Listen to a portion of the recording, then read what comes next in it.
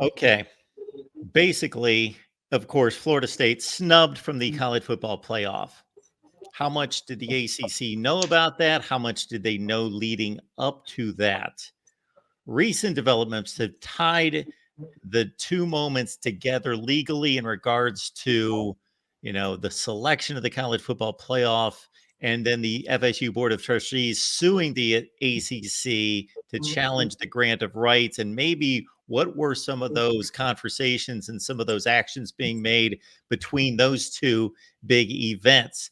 Well, since Election Sunday in early December, cries of collusion between ESPN and the college football playoff have circulated into a wide-ranging plethora of theories regarding what happened behind the scenes. Okay, so you've got Florida Attorney General Ashley Moody sent a civil investigative demand to the CFP Selection Committee in early January, demanding, quote, all communications to or from the SEC, the ACC, the National Collegiate Athletic Association, oh yes, the NCAA, of course, and ESPN, and all 10 conferences in the FBS, as well as the compensation of committee members. Okay, Moody's office also called for a public release of the multimedia agreement between the ACC and ESPN. The 2014, that was the amended multimedia agreement, the grant of rights, as well as any other executed agreements between the ACC and the Walt Disney Company. And to fuel the flames of that possibility, ESPN accused Florida State of potentially committing a felony in late February. Had not heard of this, for attempting to unseal the textbook trade secrets, of the ACC's grant of rights deal.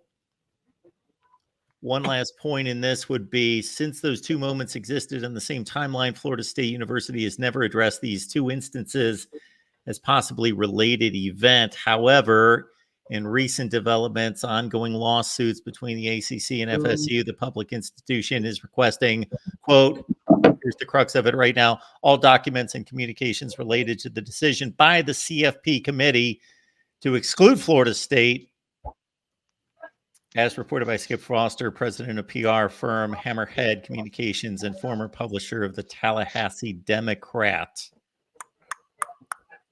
How about that? Yeah, the main thing is, and I haven't had time to read through this entire thing, but we did a big show on it yesterday. Basically, what this is the response to the ACC's 41 different objections for discovery and everything they said, basically, that Florida State had no grounds on. What you mentioned was at the top of what the ACC put forward, saying that pretty much everything that AG Moody asked for was beyond the scope. Everything is either past the statute of limitations or premature. It's either or. There's nothing there in that Goldilocks range for them. So, of course, Florida State came out, and again, it seems like every time, and maybe it's just homerism, but when you read through these things, Florida State goes to particular points. They point exactly their issues with the ACC, what they think was wrong, where they want to look. But all of the kind of ACC's responses, like we were kind of talking about off air, has just been kind of boilerplate, the same words. They're just doing semantics and arguing the definitions of all these terms. The big thing they used is unduly burdensome. That was the big thing they kept saying. So basically trying to say, oh, well, we can't get every single email, every single this. It's a pretty strong response. And the thing that's great about it is how fast it was. I mean, ACC filed this thing out of the blue yesterday. We get it last second, and then 24 hours later, boom, FSU files its response and has brilliantly executed kind of a much shorter version of what the ACC provides, but succinct and to the point. And they really point out all these different areas. The fact that they went out and sued us prematurely without getting the signatures, and you just go on the line, all the different things. One of the things that people bring up is statute of limitations. They love bringing that up, but they've opened this thing up over and over again, the most recent dates being 2021, as recently as 2023, like I just mentioned, when they filed suit. So there's a ton of stuff in there, and curious what y'all think about it for sure. Well, we definitely want to hear from James. And I know that my thinkings might be a little bit skewed because I listen to you guys and you guys know what you're talking about. But of course, you hit this from a certain angle. But it seems like Florida State is ahead of the game at every turn, James. Well, it seems that way. And it's because FSU has a case, and it's what we've been saying for quite some time, even though nobody else really did that. One of the best things that you can see in any kind of legal drama or court or stuff like that is the people who have to like expound and have it like the people who have to keep talking are the ones who don't have a case. And that's really what ESPN and what the ACC have done numerous times. And all FSU does is respond. It's also some things that the ACC and those guys are doing. So it wasn't really out the blue, George. It was more so the last thing that it was that the last possible moment that they could file this. Right. That's typically what happens a lot more in law. Like you get a certain amount of days to file something. Nobody files it on that day. You file it on the last possible day. And then normally what happens, because lawyers get paid by the hour or billable, our guys will wait, but we're trying to expedite this process. So you pop this out and boom, we're already ready. To quote my speech and debate teacher in high school and a guy by the name of Harvey Specter from Suits, two different people said the same thing. But if you can't argue both sides of an argument, then you don't know either one of them well enough to be able to speak on it. And what happens is Florida State knows exactly what they're going to do. You have to know what the counter is going to be you have to know what the punch is going to be thrown in order for you to be able to counter. And, those are just some things of that nature that I would know. Now, coming to it, the reason why, again, we're in the state of Florida, and they've got a guy who you really all should follow if you want to see, because he'll have a slight slant, seeing as he's a triple Florida State graduate, is Doug Rohan, and Rohan Law PC at ROHAN Law PC. And he basically not only, for those who want to know, this is what I love. He cites his work. He actually, there's a 55-page document that you can actually have. And he's a lawyer, and you can actually go in there. And if you enjoy these kind of things, you'll be able to see how he goes and shows the retorts in which Florida State came back and basically got all up in their ass. But it really all comes down to, and it's not helping with the college football playoff things. I don't know if you noticed that, Mark, where basically the ACC and the Big 12 both signed off on taking a lesser percentage than what the Big 10 and the SEC did. That's not helping their case of a lack of fiduciary responsibility to the conference. Also, there's this thing called case law. And if you're going to sue somebody in the state, you have to be able to show where they're examples. So the ACC says that they scheduled a meeting to act against Florida State, a meeting that nobody was there to vote for.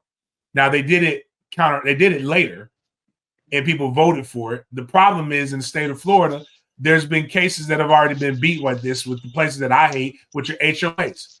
You can't act on something and then have a retroactive vote to basically say we're okay with us acting on it. So again, they're going to lose in the state of Florida as well, because you went counter to what you need to be. And to be honest with you, you don't need to be a legal expert to be able to say, hey, you can't do something and then go back and try to cover your tracks. Not legally, not when you break your own bylaws. And that's basically what the ACC has done. And that's just common sense. And unfortunately, common sense isn't always common. And you got to go the legal route to be able to, get out of some of the circumstances in which you're in. But right now, it really does seem like Florida State is going to be Florida State's, again, in the driver's seat. Every time they try to do something, Florida State literally comes back and does that. Absolutely. They try to say, why it can't, why that this discovery is premature, or why this different discovery falls flat. They have all these different reasons, and they have one of our lawyer friends mentioned the document. It's kind of like a boilerplate thing that ACC had in their suit describing each of the 41 motions of discovery. It was the same thing that I mentioned earlier. Undue hardship, too burdensome of a load of discovery and stuff like that. And that's the big difference in Florida State's motions. Every single one, they attack each article, each motion, they come with specific reasons. things that happened. In the ACC's motion, it just says, oh, well, we should seal anything to do with John Skipper, anything to do with John Swafford, Chad Swafford. They want the whole kit and caboodle. They don't give, oh, well, you don't get his cell phone records because this is personal and he has a wife and this and that. No, they pretty much admit like everything that's going on through their motion, their objections. They're basically saying, okay, well, there's this bad thing in there, but you're not supposed to be allowed to see it. So that's breaking a trade secret for you to see it. So we can't bring it out here, but we promise we didn't do anything wrong. It's like, it's just, this thing is, we've talked about it before, and I've heard Doug and, we've talked to all the different lawyers about it. This is, as much as it's fun to get lawyers on and break everything down, I think at the end of the day, this stuff, it's being fought out. It's a perception war, and, all these motions back and forth in the press. I think it's just Florida State is just slowly but surely gaining and gaining. And you see it, by the way, the national media is covering it. We were all conspiracy theorists a couple months ago, Kristen James for like 2 years now. But all of a sudden, every single outlet's covering it. The kind of inevitable is there. Now the fringe conspiracy is that FSU is going to the SEC instead of the Big Ten. Mm-hmm. But yeah, they ripped them to shreds yet again, just providing specific examples of just complete mismanagement. What's wild is you're now starting to see that, again, Clemson is being rumored to be gearing up and getting ready to sue North Carolina. Was it about a month or maybe a month and a half ago? They started making their statements again. People are all gearing up for the inevitable, and this is why I say it's never going to see the light. It's not going to see the inside of a courtroom, and if it does, it won't see one very long, because you're going to have to battle a lot of people. And what's crazy is, say Florida State goes in and loses this one, right? There's going to be chinks in the armor that are going to be found. You're not going to beat everybody. North Carolina might see something and they'll be able to exploit it. Clemson and South Carolina courts are going to be able to do this. You're not going to be able to go in every aspect. And again, once it goes to court in the state of Florida, and I love telling people this, it's just something unique to the state of Florida. It's our Sunshine State laws. It's what happens when you sue a government entity. You shouldn't have done it. Don't do business with a government entity if you don't want your business being put out there. But I know this: the minute that Florida State goes in there, you, Mark Rogers, George, we can all. There's a sheet of paper. They'll even walk you through it on how you can go do it. And now we all get to go see your dirty laundry when you don't want that. Now, if we get to a situation where if it goes to trial, we'll know what documents they have, because you're going to have to do this thing, amendments. You're going to have to put up you're going to have to present your case, and you're going to have to be able to. And what's beautiful about it is you're going to have to line item it. So you're going to have to be able to say, we want to attack page 5, line 35, or paragraph this where it states this. So it's not even like it's really hard. Like, I don't know exactly what I want to see based upon what Florida State is going to do. And then now we get to report about it. Now it only makes you. Now ESPN will be fine in the long run. They're a big enough entity where they can take this. But the ACC in of itself, if they want to be a viable conference and they're okay with the little bit of money that they're going to get from the college football playoff, they got to go ahead and try to just move on. That would be what's best for them. This is a life support thing for Raycom. Like, ESPN's going to be fine. College football is going to be fine. Florida State's going to be fine. Clemson's going to be fine. But eventually, at the end of this thing, at the end of the road, there's a Raycom that's left holding the bag, and ACC as well, whether they want to move on as a G5 conference or a relegation league or whatever the case may be. But while James was talking, he mentioned something that reminded me of another big part of us that we haven't mentioned yet. So another big part that FSU rebukes in this thing from the ACC's filing is that they basically say, oh, well, the ACC doesn't have an office in Florida. Our office is in North Carolina. We don't do business in Florida. We don't meet any of the minimum requirements. And I don't have it in front of me, but there's 5 different minimum requirements. You have to either have an office, do business with somebody, yada, yada. But it's very minimal things. Like, just pretty much if you've ever, done any kind of sales or stuff in Florida, that these are applicable there as far as bringing you to court. And Does it make sense now that they took all those conference championships out of Orlando and said never again? It's scheduled everything in North Carolina for the next 20 years. You've got a team in Florida State and you've got a team in Miami that are, one of them is really your bread and butter. And then when you look at Miami, they're like, what, number 3 or 4 on the list? So, I mean, you're talking about has to be a good 35, 40%, of your entire pie is wrapped up in the state of Florida. You've held multiple conference championships games there, and they've got all these different things lined out. What's funny is that's not getting by. They were heavily petitioning to move the league offices to Orlando just a year ago. And like, man, if they would have done that, they would have really been in trouble. But, a lot of, again, it's just the ACC it is what it is. The one thing you went to with the court situation, and this not going to court because of everything that James outlined, about this time last year, there was San Diego State, the Pac-12, they were on the verge of there being some legal issues, and a lot of stuff was discovered. And it was just fascinating to read the timeline of breakdowns of communication in the Pac-12 at that point, trying to save itself, add some additional schools. And you could follow the timeline of the communications and figure out who dropped the ball or what was miscommunicated or what kind of power play was made.